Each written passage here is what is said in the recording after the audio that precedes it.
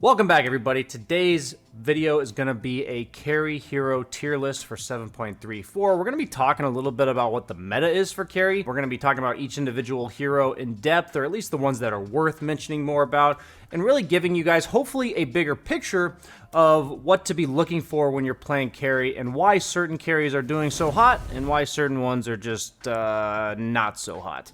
Let's go ahead and get started. So I think it's always easy to start a video with the have-nots. So when we pull up my F tier here, which is what I believe the carries that are nigh unpickable, unplayable in the role of carry, whether or not it's because they are better in other roles or because they just don't belong playing carry this patch, let's go ahead and pull them up and see what we got. So we see Arc Warden, we see SF, Pudge, Nature's Prophet, Drow, Sniper, and Lina.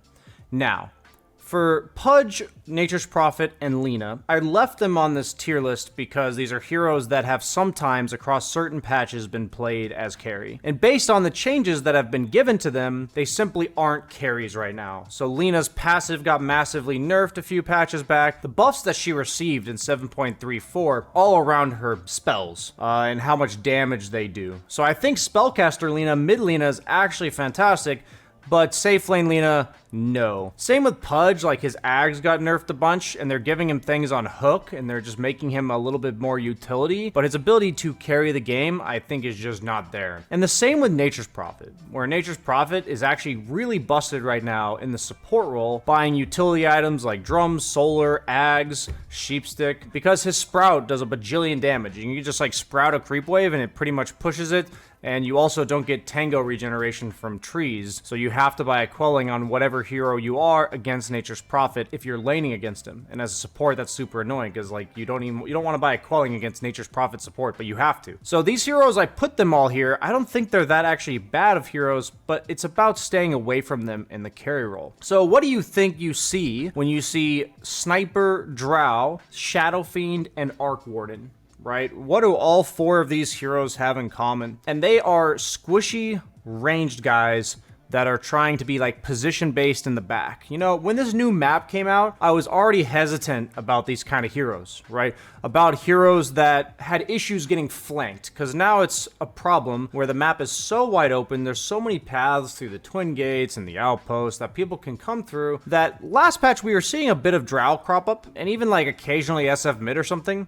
But it's just not in the cards for these heroes, even more so now because the map is still the exact same. And the heroes that we're going to be seeing in the S, the A, the B tiers of carry are heroes that these position-based ranged heroes are struggling immensely against. We're talking about like the assassin heroes, the ones that jump you, the ones that hunt you down. A lot of the 4 positions like Tusk and Earth Spirit got buffed. So pretty much my experience that I can guarantee so far in the carry role is that people have been hunting non-stop. They're picking the Skywrath mages, the Earth Spirits, the Tusks, like heroes that are just gonna run you down and find you. And if I have to run away from ganks, I just feel really bad. I want to be able to either fight back with a stun or be super survivable, so at least it's difficult to gank me. It feels like when I play Drow, for instance, I just get caught and I just die.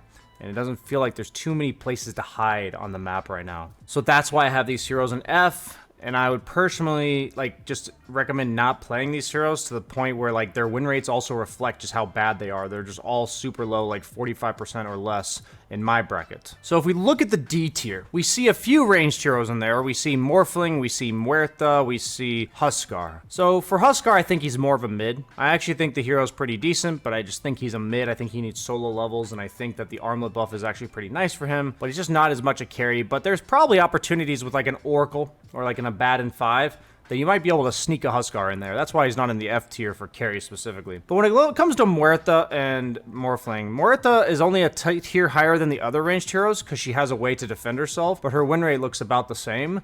And Morphling's win rate dropped massive amounts ever since they basically reworked or removed his previous Ag Scepter, which was like an anti-carry. He wins every single carry matchup in the game. So these heroes don't flash farm in the early game.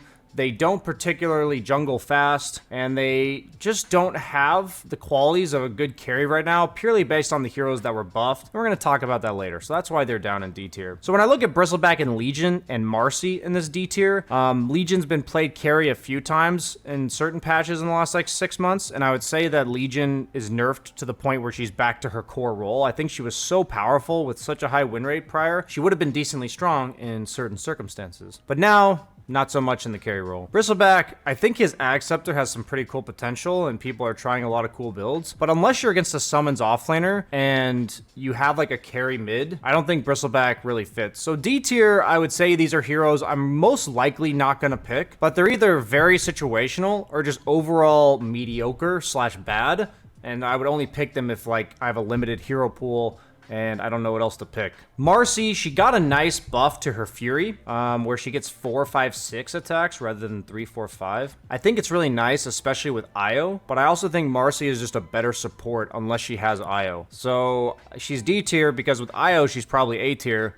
And without IO, she's a support. For Jug and Spectre, the Blade Dance lifesteal nerf to Jug cannot be understated of how big of a deal that was. It was the only reason this hero was picked in competitive. 100%. It made him a really hard carry because his lifesteal was not mitigated by damage reduction, so he was getting pure damage lifesteal, which basically is better than Satanic on his crit, and he no longer has that. And even though Spectre had a nice rework, I think she's actually probably better, like B tier, A tier, in super low MMR pubs, because what puts her down in D tier is how bad her laning stage is. It's still the same. It's still absolutely atrocious. But if you feel like people are not properly pressuring in lane, the new Shadow Step Overhaunt is definitely better. It allows her to enter the game much easier on a lower cooldown, and so she's better at what she previously did now, but her laning stage is still atrocious. So when we look at C tier, you know, we said mediocre / bad for D tier. I would say these C tier heroes, some of which are situational. I would say Medusa when they just have no defusal builders and you picking her 10th. Anti-Mage, same idea. PL, same idea. All three of these heroes are like, hey, we can cheese them. They have Storm Spirit Medusa on their team. Let's go Anti-Mage. They have, you know, no defusal builders. Let's go Medusa. They have absolutely no illusion clear. Let's go PL. So that's why these heroes are at the top of C tier, because I wouldn't pick them very often, but their win rates are not that bad because they're situational, and in the situations they're picked, they're good. But you got to be very careful of picking these heroes early in the draft. No first pick Anti-Mages, please. And when we look at the next set of heroes, I see Luna, Bloodseeker, Monkey King, and DK. These are all pretty, like, stable laners. You'd say they're pretty strong laners. Bloodseeker received ample nerfs. Luna's received some cool buffs, and out of all the ranged heroes, her Shard kind of allows her to stand her ground a bit better, and she also hits a really nice timing in the mid game. It means that even though she's a backline, or she is a ranged hero, she can be in the backline with the Ags build, and then she can be in the front line with more of like a Satanic Butterfly build. So I think that's why she's up here in C tier rather than down in F tier. So Luna's more about, I have like a melee 5, I have a mid or off lane that looks to use my aura, you know, something like a Primal Beast or, you know, a right-clicking mid that benefits from that nighttime from 5 to 10 minutes. That's a big part of Luna's success. When we look at Monkey King, he received a really cool buff, which makes him move faster now than slower, and that's going to be definitely useful in a lot of circumstances. They buffed his Shard a little bit, but at the end of the day, the win rates say enough, and it feels like right now, he's a hero that does struggle against getting jumped. Monkey King always wants to be the one jumping you, and he tends to fare much better against the carries that he sees. They stand their ground and he hits them. And that's not the type of carries that we're seeing right now. So even though I love my boy DK and he received some buffs, as much as I want to believe in him, I think he is strong. I feel like a lot of the carry meta right now is really anti-offlane. Like, they kind of just make it really hard to pick offlaners. Like, it's really strong lanes that kill you. And DK is more of a chill farmer in the laning stage. He kind of just gets his own farm and doesn't really try to kill you. So I think that's where DK struggles a bit. And that's why I have him down in C tier. Lone Druid, I think, is more of a mid. I think the universal change to the bear has been really cool. I've seen some cool builds on, like, Quake for stream, but I just think he's more of a mid. CK, the illusion nerfs where they become easier to kill, definitely hurt CK, and I don't think he had enough buffs to counteract that. And then Clinks and Weaver, I put them in C tier because I don't think they're that bad, but there's just better heroes out there, and Clinks is most likely better as like a mid than he is as a carry. And Weaver, he also struggles against assassins and burst and hunting, even though he's much more survivable than other ranged heroes. So there's probably games where they have a bunch of slows, but no silences and no stuns, and that's when Weaver can really shine. But right now, it feels like most games, there's some combo that just kills you in like 2 seconds, and Weaver sucks against that, because he's always very squishy. When we pulled the B tier, you're gonna see some wonky heroes in here. I put these in here because I, as a carry player, love to play untraditional carry heroes. And these are heroes that half of them are other roles kind of heroes that have been buffed to the point and in ways that allow them to also be potentially carries, and I'm going to be experimenting with them, and their win rates speak to them being very good. So whether or not they're good in the carry, I'm not 100% sure yet, but I also am 100% sure that they have potential to be carries. So I will be trying these heroes, and I want to hear what you guys think when you try these heroes. So if you notice as we go up, these heroes are much beefier. You know, I kind of have like a B tier of beefy tier. You know, that wasn't actually intended necessarily, but you'll see as we go up, we see more survivability, more beefiness, more run at you kind of playstyle that's been very popular in every game I've been seeing. So specifically, like when we see the off-roll heroes, Dawnbreaker is insanely strong right now. I 100% sure she's broken in the off lane, 100%. I've been playing her, her win rate's really high, she feels really strong. And same with Slardar, and Necro I'm sure is broken as a mid laner, with the new Ags giving him like another build to go for. I put Necro, Slardar, Lycan, and Dawn here. Lycan's universal now. Slardar has a bunch of bonus damage from his bash that allows him to also farm a bit faster and be stronger in lane whenever he uses his stun. And so all these heroes, I'm going to be trying them, and I just, based on their win rates and overall like how you can play them, I really believe in them. When we look at the other B tier carries that are more traditional carries, we see Troll, we see Ursa, we see Lifestealer, we see Alk. These are 4 beefy guys that get up in your face and right-click you. Now, I think there's heroes in the meta that do it better than these guys most of the time, but there's going to be situations where they lack anti-heal. Alchemist are really strong. They lack BKB piercing. Lifestealer's the better jug right now. They, you know, Ursa, you need somebody to just shred this really tanky target by hitting them 10 times. That's Ursa. And then Troll Warlord, he generally suffers against kiting and like, you know, damage over time slows that he can't dispel. So if there's a lack of those, Troll Warlord I think is especially good. And he matches up well against certain carries that we'll be seeing higher up. Spoiler alert, stuff like Templar Assassin with minus armor, something like Wraith King, something like Terrorblade. Troll does quite well against those heroes. Just man fighting heroes that walk at you and try to click you. Moving on to the A tier, the awesome tier. What you're going to start to see is a bunch of assassin and also beefy boys. So, the biggest thing that I see here is the top of the A tier is PA and Riki. These heroes received nerfs in 7.34B, but their win rates still speak to them being good.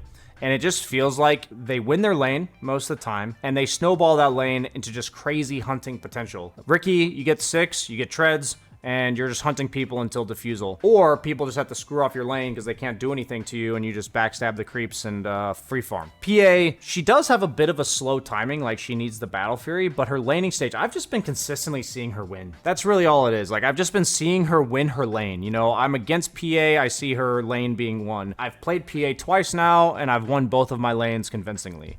So I definitely think these heroes, they just punish so hard. The 4 position can't roam. I feel like if I'm off lane against these 2 heroes and the 4 position leaves at any point ever, I just die. And there's like no positioning around it because they just blink slow you from like really long range. And they're good enough to make that powerful. So when we see these other heroes, you know, we'll go a few categories. We have the blink stunners, the Wraith Kings, and the Svens. Those heroes feel pretty nice right now out of all of them because they do get up in your face, they flash from jungle from like level 6 onwards, and especially a hero like Sven on Dire really benefits from the Mighty Mind's health regen. So heroes like this just have more reliable game plans. Slark, ever elusive and always good against the beefy boys, but he's also bad against the assassin boys like Riki and PA. So I'd put Slark up here because I think he's still fine, but you have to be very careful about picking him based on carry matchup. He's really good against TA, Sven, Wraith King. He's really bad against PA Riki, so just keep that in mind. Razor. A hero I haven't gotten to play carry yet, but I'm seeing him a ton in my games in all 3 core roles, and they just gave him a lot. You know, check him out. They gave him some stat gains. They gave him base stats. They made his link a little bit better with the shard. They gave him farming potential with the rework to his passive. Definitely check him out. I feel like this hero is gonna surge into the meta if you haven't already seen him in your games. So when we look at TA and TB, you know, the T's, the T team.